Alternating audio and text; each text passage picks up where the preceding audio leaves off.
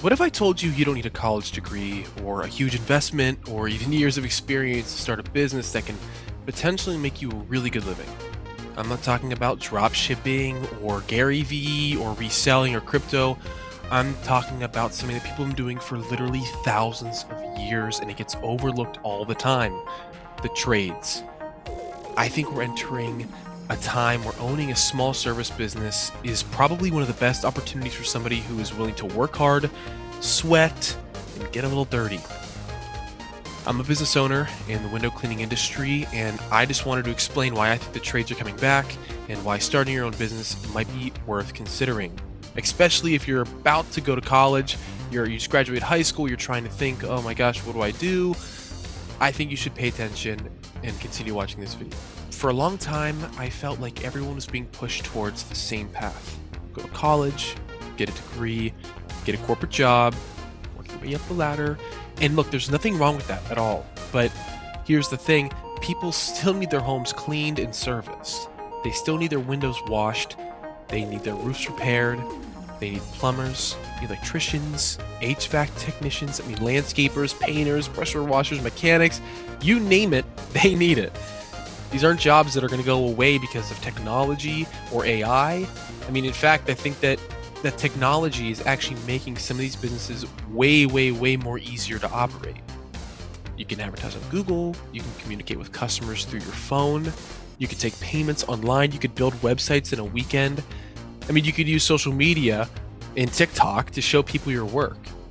You could literally run a business from your phone that, let's say 20, 30 years ago, would have been required to have an office or a much larger operation.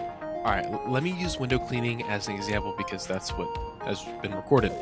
One of the biggest reasons that I like window cleaning is that it is super, super low barrier entry. That means that you don't need a giant building, you don't need a warehouse, you don't need thousands and thousands of dollars of inventory, and you don't need a massive team to get started. You can start small. That's what I did. You can get some basic equipment, learn the skill. You have YouTube. You have thousands of videos to watch on YouTube about how to window clean, and then you find your first customer and build it from there.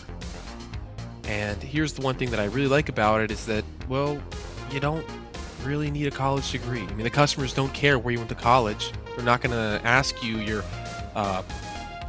degree information if you want to wash their windows or not. They just care whether you show up and you do what you told them you do. They care whether you do a good job. They care whether, you're professional.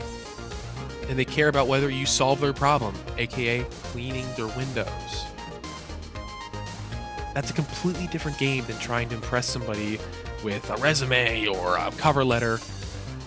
You're building something where your reputation and your work actually speak for you instead of against you.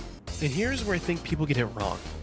They think that starting a business means you have to immediately quit your job, buy a bunch of super expensive equipment, get an office, hire employees, and then you somehow become a millionaire.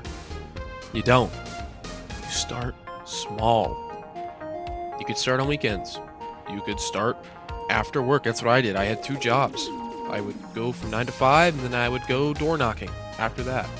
You learn how to clean the windows properly. You can learn how to talk to customers, learn how to price jobs. That is so important. Please learn how to price jobs and learn how to market yourself. And then, once you start getting jobs, then you can reinvest the money that you make back into the business, buying better equipment.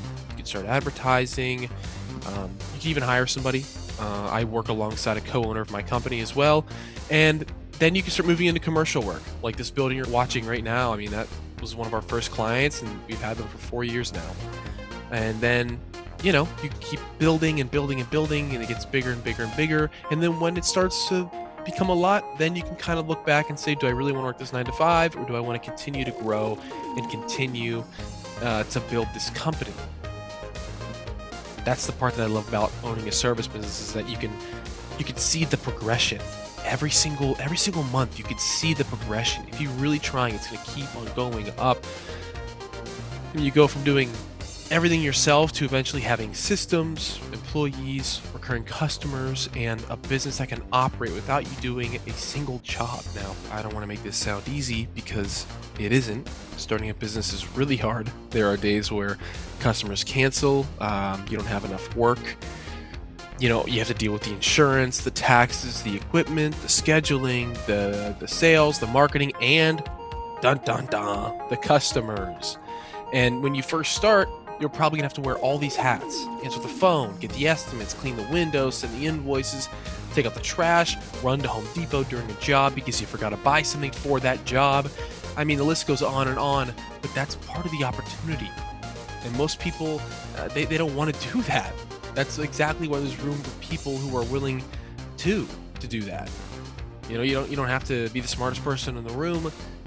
You don't have to have everything figured out. You just have to be willing to learn and work and just keep on improving. I really think that we're going to start to see a switch, and people are going to start to realize that there's another path besides the traditional corporate 9 to 5 job. And I'm not saying that everybody needs to quit their jobs and become a window cleaner or a plumber or a pressure washer. That's not realistic. But I think that more people should look at the trades and the service businesses as legitimate opportunities to build a career and potentially build something that they own, because that's huge. I mean, you're used to getting paid for your time, but eventually you're going to be building something that has value beyond your own labor. And that's the goal. So that's my question to you. Do you think that the trades are going to come back? Would you ever consider starting your own business? Or, I mean, if you have one, what industry are you in? I would love to hear from you, because I'm just so fascinated by this topic, and I think that we're really at this tipping point here. And I mean, if you watch this thinking, yeah, maybe I could start a window cleaning business, leave a comment and tell me what city you're in. I would love to reach out. I have so many friends all over the world that are window cleaners that I met at WCR events. Yeah, I'd love to put you in contact with them and give you some tips.